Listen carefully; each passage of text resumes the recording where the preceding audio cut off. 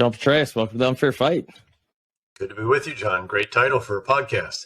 Thank you. Yeah, it was one of these things I remember when we were coming up with the idea, I was like, what's a good idea here? And I was trying to think, I always like the concept of fighting a bit of an unfair fight. And when you think about cyber, a lot of times, companies on the receiving end, they don't see it coming, right? And so they're really stuck in an unfair fight. And so we obviously like to hopefully change that dynamic for them. But yeah, that's how we ended up on it. So borrow a little bit from our old life. We worked hard to try to help our soldiers avoid fair fights. We liked unfair fights as well, but on our side. Absolutely. That's 100% it. And we like the same going after the cyber groups that we deal with, the ransomware and nation states. So, it's all about for us, creating those conditions for success. So, on this podcast, we've had a lot of folks on, everything from, kind of experts in cybersecurity. And I'm absolutely honored to have you join us. Your, involvement in obviously your storied military career, now in the investment community, teaching and academia and everything. But what I was kind of curious about is what led you to join the military? Like how did you end up there, and how'd you obviously, chart your path, through the ranks? Well, I grew up 7 miles from West Point, the U.S. Military Academy. At least half of the people to whom I delivered newspapers every morning when I was a kid were either West Point graduates, serving West Point faculty, staff, administrative officials. I had a lot of respect for those who were associated with West Point, for the cadets who were there as well. We actually used their athletic facilities for some of what we did, since our town was just next door. We even used their ski slope when I was a kid for the ski team and so forth. Which one was it? It's called Victor Constant Slope. It is only for West Point, and then they help some of the communities have access to it as well. As well under 1,000-foot vertical drop. But it had reasonably good snowmaking. And in those days, southern New York, that's still pretty south, it's just 50 miles north of New York, still got quite a bit of snow. It is obviously not that situation now, and those slopes in those areas largely have gone out of business. But it was wonderful to have it right next door. But the bottom line is that I think I did what an awful lot of people do, which is you want to be like Mike. You want to be like individuals you admire. And folks I admired were West Point cadets and those that had gone through West Point. So I went there, graduated, got married there, and then found that I enjoyed the 3 main elements of an Army life. In my case, for the infantry, it was certainly there's physical, a very, very strong physical component, especially in the light infantry, airborne, air assault, and so forth, which is what I typically was. Then there's an intellectual component that's very substantial, and they even allowed me to go to graduate school, and then I taught international relations and economics at West Point for a couple of years. And there's a leadership component that becomes ever more substantial the higher your rank. Until you're commanding very substantial numbers of soldiers. And that's the greatest privilege in life, I think, is being in charge of America's sons and daughters. And to ultimately do that, of course, in a number of combat commands was really the greatest privilege of my life. Yeah, without question. And your track record is clearly unrivaled. Actually, I'm from Orchard Park, New York, originally. I don't know if you know that. So my parents just got like 6.5 feet of snow in that last storm. Yeah, it was pretty wild. So, yeah, exactly. So you touched on leadership, and a lot of the viewers of these shows run businesses, right? And leadership qualities I've found at least seem to transcend domains and disciplines, and you're obviously the commander of CENTCOM and, the multinational forces in Iraq and the 101st Airborne. What are some key traits you always look for in leaders you're bringing up under you? And is there kind of a playbook that you've always found that tends to deliver good results and inspires those that work under you? Well, first, there are certainly qualities, attributes, experiences, expertise, and so forth that you look for, and some of those are common to all positions. Right. but I think you have to actually ask leading what, because I'm always quick to point out that the qualities that could help you be a successful, say, rifle platoon leader in an airborne unit, which is my first assignment as a second lieutenant, Right. 43 soldiers, which was very heavily physical. It was follow me, do as I do. There was an aspect of cheerleading. There, again, your personal example and energy and all the rest of that, just of enormous importance. And certainly, again, tactical competence and so forth. But those qualities are very different from what I looked for, let's say, when I was, we were looking for the next 3-star head of the multinational Corps of Iraq, say during the surge in Iraq when I was the 4-star, or again, these very substantial commands. Right. Where what you're really looking for, I think, then first and foremost, are what might be described as tasks associated with judgment, with operational judgment. I remember people used to ask me, because they knew I was a big runner and, big about working out and all this kind of stuff. And they'd say, well, do you look for someone who can keep up with you running? And I said, gosh, no. I mean, number one, with all due respect, there aren't too many of those. But I've heard stories, sir. I was in Paris, I think, at a. And more importantly, what I'm looking for, in fact, if you look at the 2 3-star commanders during the time that I was privileged to command the surge, both of them were former football players, very substantial guys, and I think both had bad knees at that point. Right. So again, it had nothing to do with running. And Lloyd Austin was one of them, who's now our Secretary of Defense. Right.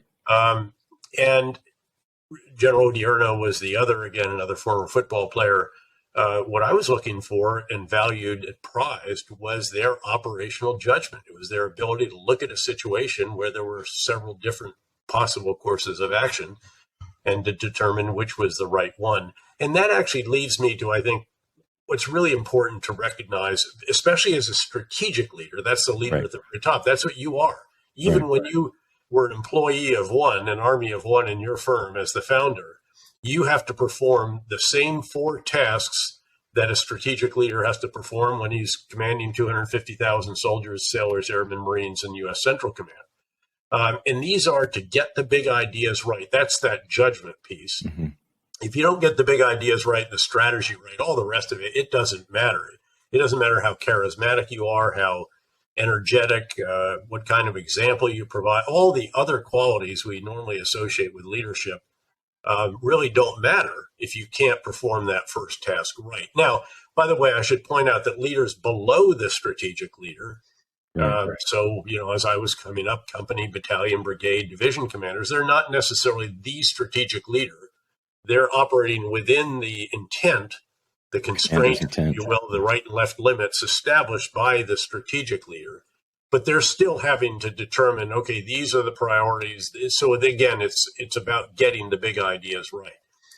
You then have to communicate them effectively through the breadth and depth of the organization and also up and out to stakeholders, potential clients. In the case of Iraq, it was the host nation government or host nation partners, all the coalition country leaders, not to mention all of our, again, men and women in uniform, and the civilians with whom we were privileged to operate, led by Ambassador Crocker, the greatest diplomatic partner any soldier ever had.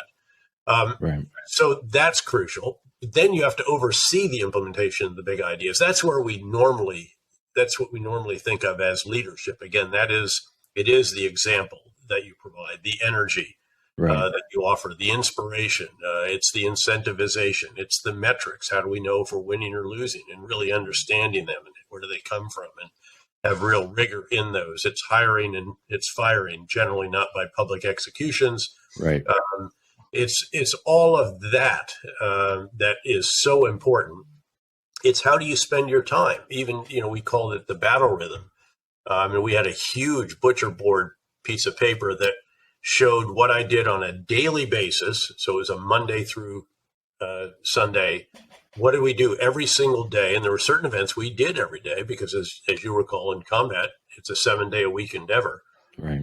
And then, depending on the day of the week, there were other activities, meetings, visits, go out with the troops twice a week, minimum, usually 3 times, and go out and actually be with them. go on a patrol with them, try to understand what it is that they're dealing with, meet with the leaders at their level, and the rest of that. Once a week, a video conference with the President of the United States at 7:30 to 8:30 on a Monday morning Washington time. That shows that the President's priority is with this whole national security team. Right. So all of those. And then there's a fourth task, which if it's overlooked, can do in a firm. And that is to determine how to refine the big ideas so you do it again and again and again. And you think of Kodak, for example, which had 2,000 patents on digital photography, but failed to make the new big idea digital instead of the legacy film photography, in which they were the best. And they've ceased to exist essentially as we knew them. They've tried to reinvent themselves. They've never really been able to refine the big ideas, to find new big ideas that could propel them in the way that they were back when they were the giant in film photography and all aspects of it. So those four tasks, and we'll come back to those again and again if we talk about leadership further. And again, those are performed at all levels, but the strategic leader in particular has to get the big ideas right. Keep in mind, in the surge in Iraq, the big ideas were changed 180 degrees. I mean, there's nothing more substantial in change management than completely turning around, right, reversing what it is that you were doing, but it was failing. And there was a reluctance to acknowledge that until, it's a lot easier if you're coming in new and you have a new ambassador to do that. And so instead of continuing to hand off the tasks to the Iraqi security forces and responsibility and consolidating on big bases, we went back into the neighborhood, 77 additional locations just for our forces in the greater Baghdad area. Just in Baghdad. I never realized that's a huge undertaking and dangerous.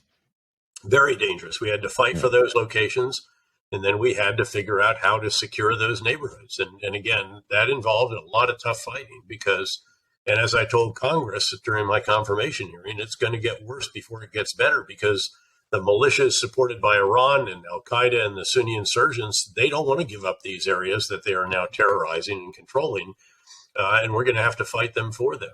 But this is what we must do because the biggest of the big ideas is that we must secure and serve the people. We can only do that by living with them. We're going back downtown. Then there were other big ideas. We had to reconcile with as many of the rank and file of the insurgents and the militia elements as we could. We can't kill or capture our way out of the industrial strength insurgencies we faced. That was the big idea.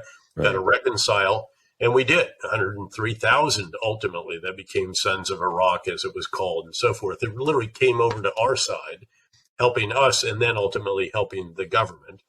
And then another big idea, a corollary of that, is that even more relentlessly, we're going to pursue the irreconcilables. In other words, the leaders of Al-Qaeda in Iraq, the insurgent groups, the Shia militias led by Iran. We're going to destroy them, and we did.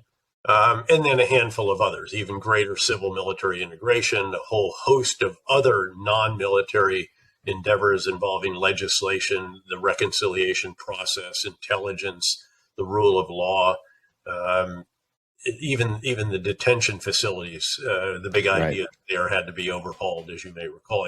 This is not I do. We were holding 27,000 Iraqi detainees, and as General McChrystal, the JSOC commander, observed, these were terrorist training universities. There were a revolving door from which the detainees emerged more militant, more extreme than they were when they entered. So when we addressed all of that, fixed that, drove the recidivism rate down, the return to basically to jail down from over 90% to below 10%. So again, those big ideas were crucial. And then, of course, again, you have to communicate them. You put them in the campaign plan. You issue a letter on the first day to the soldiers, sailors, airmen, Marines, and civilians of the multinational force.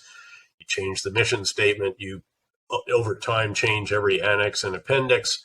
Then you oversee it, just relentlessly driving this campaign, the execution of it. Again, all the activities that are part of that.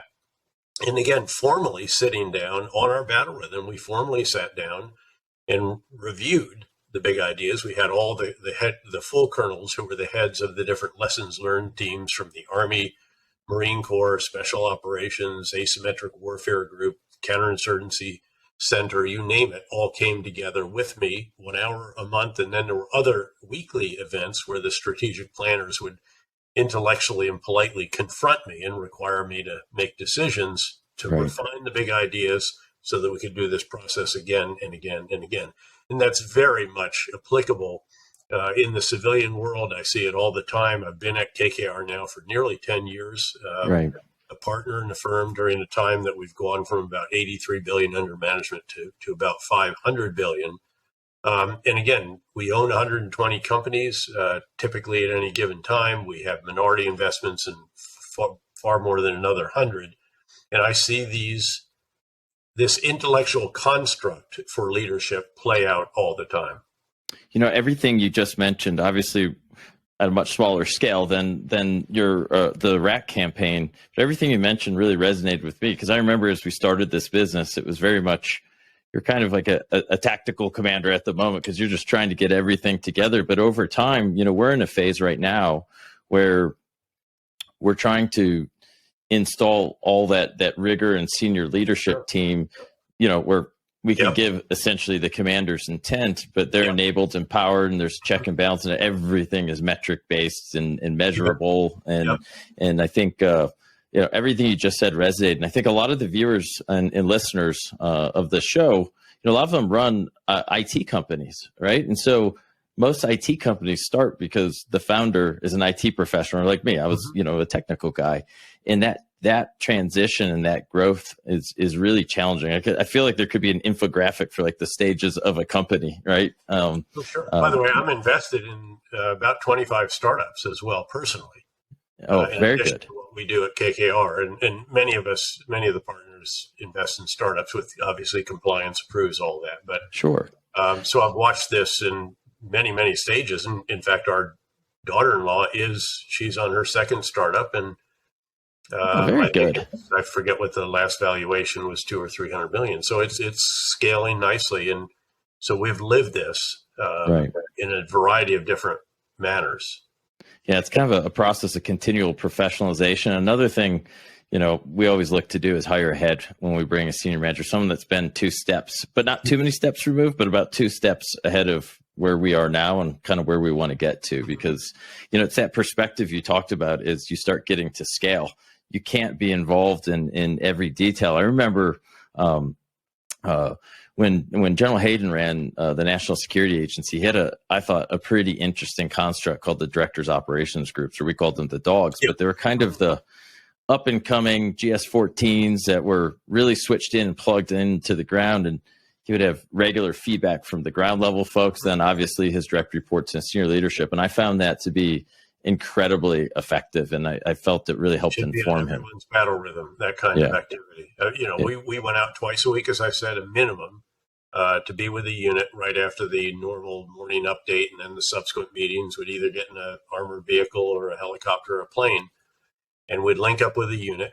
At the end of that, I would always meet privately with the company commanders only, not with the battalion or brigade commanders in the room, nobody else. Right.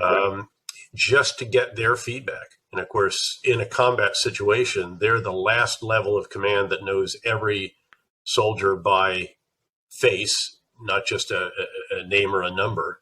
Right. And they feel rightly an intense desire to accomplish the mission while taking care of their troops. And I would play on that and say, look, if you're frustrated about something, this is your chance to lay it out with the 4-star. Yeah. And, oh, by the way, at the end of it, here's my email. And if you're ever not satisfied with the response of your chain of command to something that you think is reasonable and is important to your troops and to keeping them alive and accomplishing the mission, shoot me an email. And I'll try to conceal where the issue arose, but we'll address it. And I would get several of those emails a week once, you know, I'd given this out enough. Right. And then I did letters of recommendation for hundreds of them over the years.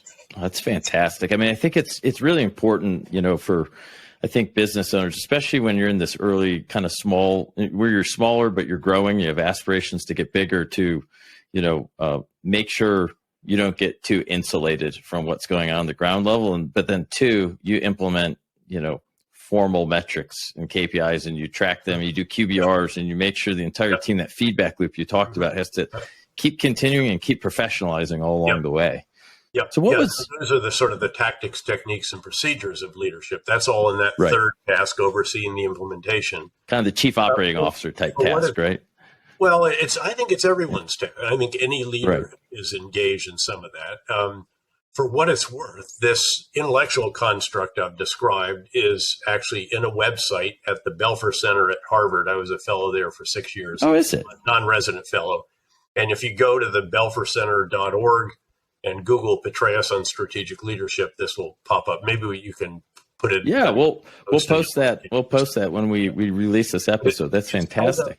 It's held up very well. And I use Netflix as another example. Reed Hastings, I think one of the great strategic leaders of our time, as how he's reinvented Netflix 4 or 5 times, since the original company that just got movies in the hands of customers, the mail without brick and mortar to put Blockbuster out of business, then download movies when broadband speeds were fast enough, then their own content, including House of Cards, $100 million bet on that, and a number of others, then buying major motion picture studios and doing actually so many great movies that they got more Academy Award nominations than any other major studio a couple of years ago. And so forth. And they're reinventing themselves a bit right now because, of course, their numbers fell off, as all of those kinds of firms' numbers fell off after the pandemic relaxation. Right, when people... them to sit at home and rewatch old streaming service videos. So you're spot on. I think Microsoft's done the same thing too. I mean, honestly, with their Microsoft 365 and Azure infrastructure, it's just so impressive. It is like the engine of most of America right now. And cloud and all the rest of this. And again, they're reinventing themselves. Amazon, of course, a brilliant example. I mean, Jeff Bezos has almost never set a foot wrong. Google, the same thing, although they tend to be given to a few more moonshots, I think, in part just because they have so much in the way of resources that they can afford to do that. Just, that one hits, and of course, it's the next big engine for them. But no, again, all of these different firms have one element in common, and that is great strategic leadership that gets the big ideas right, communicates them, oversees the implementation of them, and determines how to refine them or find new big ideas and do it again and again and again. And then there's also the tactics, techniques, and procedures, and I discussed those as well at that Harvard website, and talk about various, again, ways of implementing or overseeing the implementation of the big ideas as well. Excellent. You had a lot of big jobs in the government, including coming from the military into the intelligence community. Yep. Do you remember anything that you thought was the single greatest challenge you had to face and had to overcome it from an operational standpoint, and any lessons learned you got out of that? Obviously the surge was a massive one, but CIA is a tough place to work too. CIA was awesome. Again, there's no, love them, by the way. I'm not joking when I say, it's the greatest job in the entire world. It's got all kinds of incredible authorities. It's got this unbelievable workforce that has, signed up, taken an oath, knowing that they can't even tell their spouse what it is they really do, much less share it with their neighbors the way that we all love to share what we do. Right. When we have time off and so forth. So, and perform really challenging, sometimes really dangerous missions in tough places around the world. But at the end of the day, and again, there were a number, it was as if every one of these, it can't get any better than commanding the 101st Airborne Division during the invasion of Iraq. And then it's the first year in Iraq. And then it's the train and equip mission. Then it's the surge. Or it's the command actually at Fort Leavenworth, Kansas, where we did the counterinsurgency field mounting and overhauled every aspect of the Army's preparation of its leaders, units, organizational structures, material, everything, to get it right in Iraq and Afghanistan. And then, of course, command in Afghanistan, central command in Iraq. But I think, at the end of the day, the surge in Iraq was one where that country was in a civil war. And what our men and women in uniform did, the coalition and Iraqi together, and with our Iraqi partners and our civilian counterparts from State Department, AID, CIA, other intelligence community elements, and so forth. What everyone did together there was to pull a country out of a civil war, give it a brand new, incredible opportunity. They did well with that opportunity for a good 3.5 years before, tragically, their prime minister started undoing a good bit of what we'd done together and allowed the Islamic State, by then no longer Al-Qaeda in Iraq, which we'd destroyed, but allowed it to reconstitute and create all the problems that eventually required us to go back in. But that was a pretty extraordinary endeavor. It was a very close run thing. We had 6 months to produce results because I knew I had to go back and testify at the 6-month mark. I was essentially made to agree that during my confirmation hearing. And so had we not had results by that 6-month mark, it was entirely possible that the Senate, which was only 1 or 2 votes away from that 60 required for cloture on debate to actually vote, they could have actually, I think, constrained or even defunded the war in some fashion. Wow. And that would have been catastrophic. So that was a very, very high stakes endeavor. President Bush, in many respects, bet his legacy on that. It was a pretty desperate situation when he made the decision to surge instead of continue to withdraw and just allow it to collapse. As you'll recall, most of the military leadership was not supportive of it. Right. I do remember that, actually. It was, it was a very tough point in which to be a commander. You know, if you think about, I remember General Jack Keane, one of my greatest mentors of all time. He actually went back to the White House one time. He said, "Do you understand what's going on here in your military?" He said, "You got this, bright young guy. He's in the most important assignment he may ever have in his life. Until now, he's always been the fair-haired boy because that's how you get promoted further. That's why he was selected. And yet the service chiefs, even the Central Command commander, don't believe and really are not fully committed to this in the way, Mr. President, that you are." So it was a very difficult position. In fact, there was an effort to essentially box us in at the 6-month mark and really, in a way, force a withdrawal. Right. By considering 3 options that the Joint Chiefs sent out to us. And at the end of the video conferences that we had with the Joint Chiefs and the Central Command commander, I remember saying, "Well, thanks so much, Chiefs. This has been a very useful exercise for the staff and for me. But and on Monday, I'll make the recommendation to the president for the way forward, which you should know is not any one of the 3 options that you asked me to." But only if you have the support of the president can you actually do that. I mean, can you do that? Yeah, that's a big bet. I said, "Look," he said at one point, "We're doubling down, General, on Iraq." I said, "Mr. President, your military is going all in, and we need all the rest of the government to go all in with us." And he went all in on us and on me, frankly. I mean, Ambassador Crocker and I were obviously the leadership team that had to take that forward. So that was a pretty extraordinary endeavor.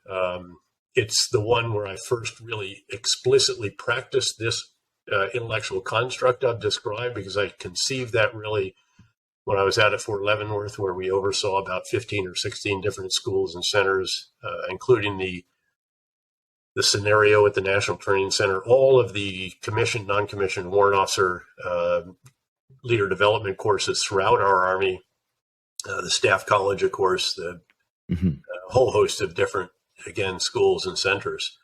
And, it was it was the only period really over about a 7-year period where I wasn't deployed, because I was in Bosnia for a year before. Oh, wow. What became 4 years in Iraq, broken up just by that 15-month period, and actually a period at 101st Airborne Division after Bosnia before we deployed for the invasion, although I was gone the bulk of that time getting ready for it, including wargaming the actual invasion at a wargame center in Germany, in Grafenwehr, where reportedly, according to the press, the Ukrainians wargamed the offensive that was conducted south of Kharkiv a couple of months ago.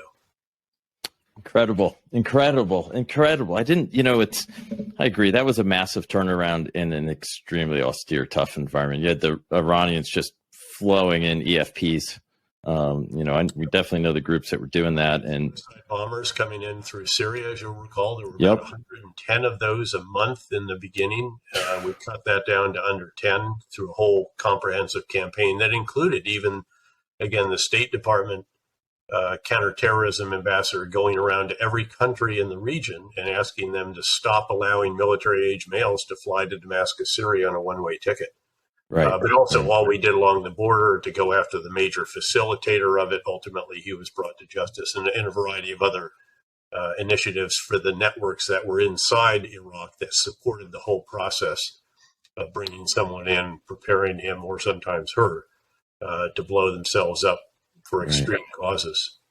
I think it's a good bet. If this construct for leadership and operations worked in that environment, it'll work for the vast majority of companies out there. So I hope people can conceptualize everything you're saying, because at least from my experience at a much smaller scale, I couldn't agree more. I mean, it's everything we strive to try and do, and it's good to always have this reinforced. And I think every business owner, CEO, and their leadership under them needs to hear this type of stuff and conceptualize it. So kind of switching gears a little bit to what's going on today.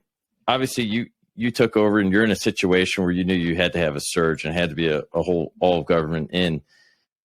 I guess at the end of this month, 300 days into the Ukrainian war with Russia, and it seems like the Russians have attempted a surge. I don't think it's working. So where do you see this? How does this end? I mean, I'm that's probably everyone wants to know that answer, because it's impacting our economy, and there's all these inflationary drivers that monetary policy can't control. And so, ultimately, it ends, I believe, in a negotiated settlement. Now, when that will be is the real question, and it's really more what will the conditions have to be, right? That would, in particular, lead President Putin to recognize that this is an unsustainable endeavor. And there are two aspects of it for him that will, over time, make it unsustainable. The first is the enormous damage being done to his economy, financial system, and even the individuals around him because of the economic, financial, and personal sanctions that have been imposed and continue to be tightened. And then also the damage to his industries by the export controls, the most significant of which is, of course, the prohibition on chips being exported to Russia, which is generally being honored. So that damage on the home front, and then just the unsustainable number of casualties on the battlefield, where the Russians have already lost at least 3 times as many soldiers in the first nine and a half months that they lost in 8 or 9 years in a very tough war in Afghanistan when the Soviet forces were there. That was ultimately unsustainable as well. And I think at some point there has to be a sense that he cannot sustain it. Now, I don't know where the Ukrainians will be at that point in time and having liberated more of their country, which I believe will happen. The irony of the situation is that a country that's 1/3 the size of Russia now has an army that is larger and much more capable than Russia's army on Ukrainian soil. And that's because the Ukrainians have done a vastly better job at mobilizing their entire country compared with what Putin has done with his partial and largely shambolic mobilization in Russia.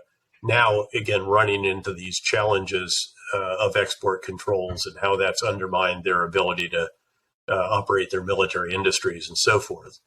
The Ukrainians also, at some point, there has to be a negotiated resolution just to stop what could be continued Russian punishment of Ukraine through rockets, missiles, both ground and air launched, drone swarms from Iran and so forth, which presumably will continue, although I don't think they can sustain the frequency and numbers that they've been inflicting on Ukraine over the course of the last 2 months or so since the Kerch Strait Bridge was damaged in the way that it was. So, and then the Ukrainians will also need a pledge of a Marshall-like plan to reconstruct the country. And above all, there's going to have to be a security guarantee. Because if you look back at what actually enabled the original Marshall Plan in the wake of World War II to succeed in the Western European countries where we provided $110 billion in today's terms. The real key to success was the U.S. security guarantee. Without that, obviously, outside investment is not going to flow in anywhere near what it would otherwise. Very hard, yeah. And you can't have this kind of frozen conflict that Ukraine had to endure, really, since the 2014 occupation of Crimea and Russia's support to the separatists in the southeastern part of the country known as the Donbass. So when all of this comes together, now, what I can't predict is whether the Russian forces might crumble or even collapse. And that's not impossible, but it's very difficult to predict under the weight of, again, this increasingly capable Ukrainian force that, of course, is benefiting from staggering quantities of U.S. arms, ammunition, and material, over $19.5 billion now, plus $13 billion of economic assistance, and that from other European and Western countries around the world as well. That's what is sustaining this. That's what's enabled it. But at the end of the day, it's the Ukrainian people who have actually mobilized and are doing everything they can, not just to defend their country and to liberate the ground that has been seized by Russia, but also, frankly, to repair the electrical grid, the generating stations, the water systems, the rail network. Heroics almost every day. It's unbelievable. After being pounded by Russia and seeing innocent civilians killed. So again, those dynamics will come together at some point in time, noting that Russia has already, again, suffered really serious strategic setbacks. The irony here is that Putin set out to make Russia great again. What he's really done is make NATO great again. Yeah. The unity of NATO is unlike anything I've seen since the time when I was a speechwriter for the Supreme Allied Commander Europe in the final years of the Cold War. In fact, I was at the Munich Security Conference right before the invasion and could already feel a degree of unity and support that was just never present after the end of the Cold War. And of course, Russia's actions prompted Finland and Sweden to do something they'd never done before, historically neutral countries, to seek membership in NATO. So this is already catastrophically bad. It's bad for Putin. It's going to get worse because, again, at some point in time, he's going to finally realize that he cannot outsuffer. The Russians can't outsuffer the Ukrainians, the Europeans, and the Americans the way they outsuffered the Nazis and Napoleon's army.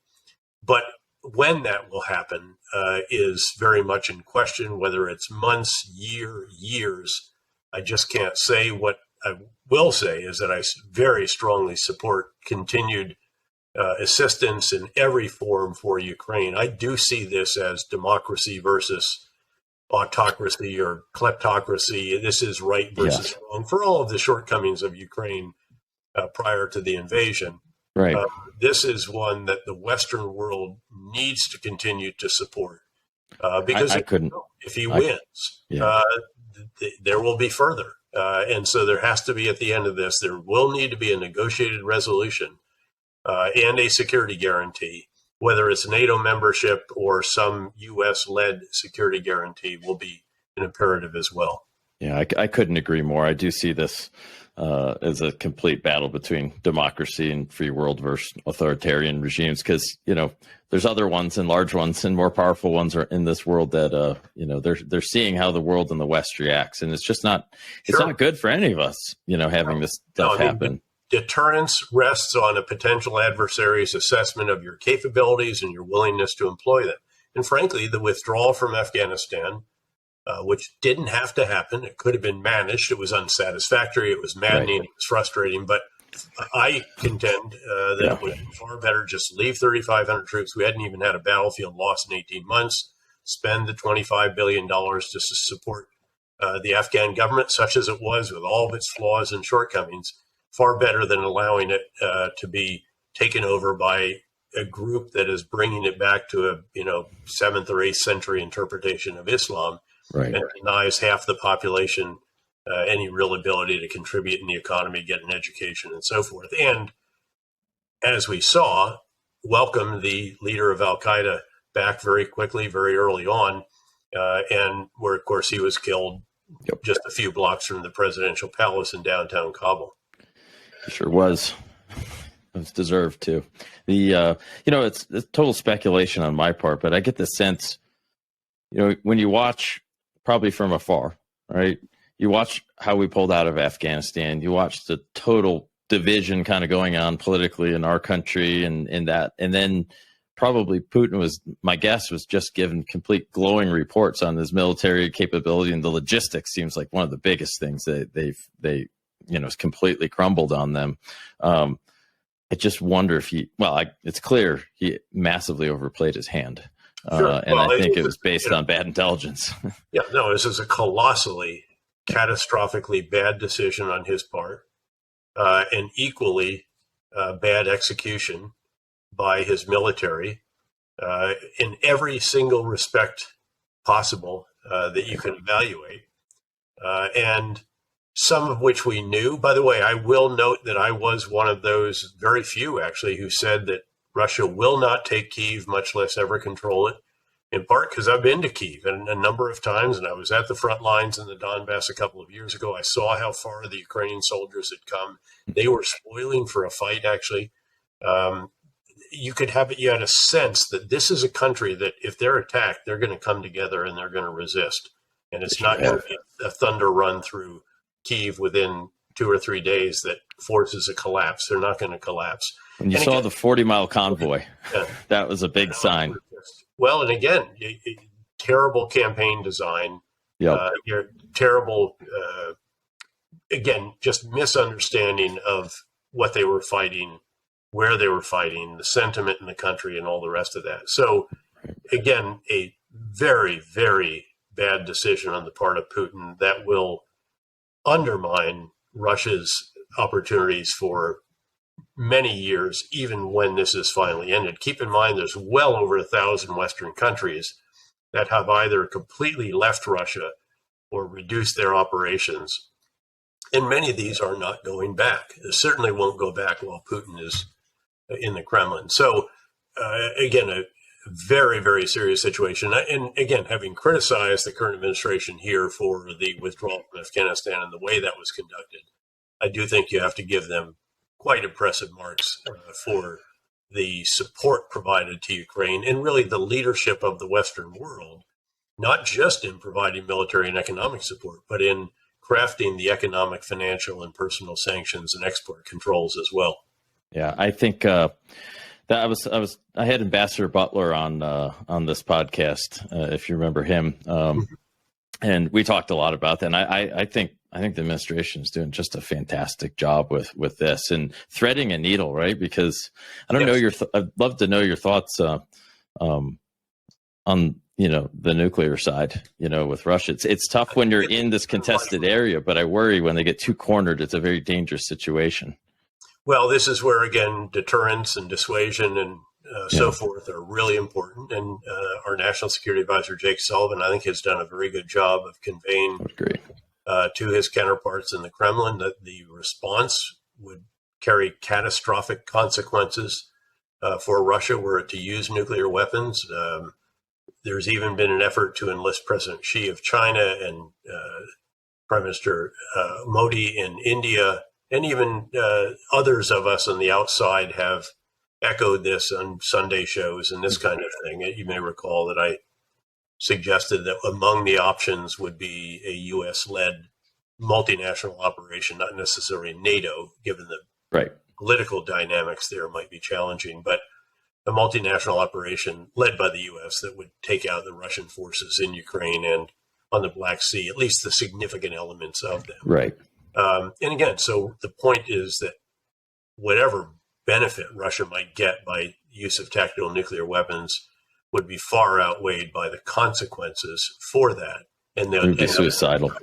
A worse position than they were before the use. Yeah, I couldn't agree more. And the only thing that, it gave me pause for a second. The Ukrainians attacked some of their air bases successfully in country, and specifically ones that have some of their nuclear capable bombers and likely weapons as well with them. And so the Russians have been quite quiet about that. I'm sure they're scratching their head trying to figure out how to even respond to that just domestically. I think they're torn. And Of course, those strategic bombers have been used to launch air-launched cruise missiles. Fair targets. Waves into Ukraine. And again, we're not providing the weapons for them to do that. We, I think, rightly don't want to end up in a situation that results in World War III. But I think to suggest that the Ukrainians can't hit back at what's hitting them and devastating the quality of life for their citizens in a tough winter. During winter, it's complete fair target. Because, they could have had another choice, which is to launch attacks on the Russian power plants. But I think they've done a good job at staying on the kind of military targets. You know what I mean? There have been some infrastructure attacks, it appears, and reportedly. But by and large, they're going after, again, the military assets that are making life so difficult for Ukrainian citizens. Right. I know we're almost out of time. So one last topic, switching gears again. There's a report that the Taiwan Semiconductor Manufacturing Company has put up $40 billion to build a new plant in Arizona. I've long thought, and I think the pandemic highlighted this, that we had a massive national security concern on our ability to actually build. We can design chips, but being able to build them at scale, being able to produce phones in the United States, computers, this was a huge issue for the IT industry. They couldn't get, and it's still a problem. They couldn't get switches. I mean, we invented this stuff and, everything from AV. And the other part of it was, to me, I think the amount of prescription drugs made here and generic ones specifically, and our reliance on, kind of overseas production. What are your thoughts on the semiconductor component specifically? Do you think the CHIPS Act was enough, or do you think we need a more moonshot Manhattan Project style effort in the United States to reconstitute this at scale? Well, if you look at the combination of not just the CHIPS Act, but the various other legislation and appropriations that have been made to incentivize the revival, really, in many respects, of the high-end chip making and also some other cutting-edge industries. I mean, we can't be completely dependent on another country and moreover, concentrated in one region of another country when it comes to the assembly and manufacture of certain really strategically important materials and so forth. So I think entirely correct. Look, we are going to have a major relationship economically with China. They're one of our top 3 trading partners. We're one of those. You can't decouple. But the idea of, again, at least making more here, friend-shoring, onshoring, however you want to term it, especially as the rise of the robots means that labor costs are a bit less of a concern, then absolutely that should be done. Look, Apple is seeking other areas for, again, manufacture and assembly because it was all in one region of one country. And when that one country shut down for the pandemic completely, the world almost ran out of Apple iPhones. Now, we probably can survive without Apple iPhones, but we can't survive without some other components. And of course, we saw that with the over-reliance on so many of the items that are important during the response to the pandemic. As you mentioned, various pharmaceuticals, various other materials that are necessary for that response. And again, I think it's entirely sensible to create incentives to do that at home. And of course, what's happened here is that this is TSMC investing their own money. Yes, there are incentives there for them that make that attractive. But again, it's our IP. We developed the design of the chips. And then for some reason, it's a company in the Netherlands and in Germany that actually produce the machines that actually go into the fab plants, which just happen to be almost exclusively in Taiwan and to a degree the Republic of Korea. There's absolutely every reason that should be here. And I find it very heartening to see what's being done outside of Phoenix, TSMC, and I believe Intel there as well. There's another one. I think Intel's got one. Is it Ohio or India? I don't remember. Somewhere up there. So I think there's one outside Ohio State University, I believe. Another one in Austin. And so this is going to be a really dynamic area in the U.S. economy. And again, it was overdue.